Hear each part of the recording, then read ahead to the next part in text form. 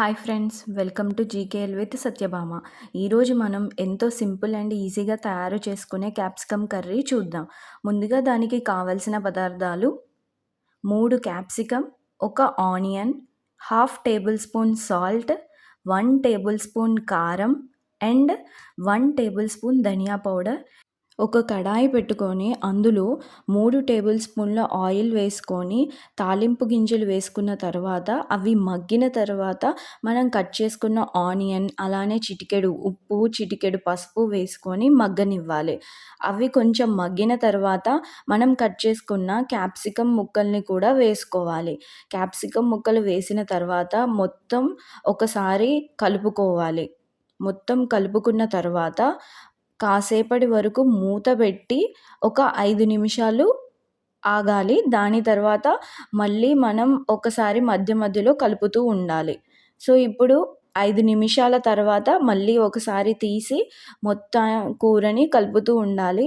So, ఈ కూరకి ఏంటంటే మనం మూత మీద వాటర్ పోయక్కర్లే. ఎందుకంటే క్యాప్సికమ్‌కి వాటర్ అనేది ఎక్కువ రిలీజ్ అవుతూ ఉంటది. సో, ఈ కూర అనేది అడుగంటదు.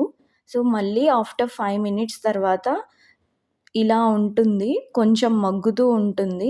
సో, క్యాప్సికమ్ అనేది ఉడకడానికి కొంచెం టైం పడుతుంది. సో, మనం మధ్య మధ్యలో కలదీస్తూ ఉండాలి. మొత్తం కూర మొత్తం కలదీయకపోయినా ఏం కాదు. మధ్య మధ్యలో ఒక్కొక్కసారి కలదీస్తూ కలుపుతూ ఉండాలి.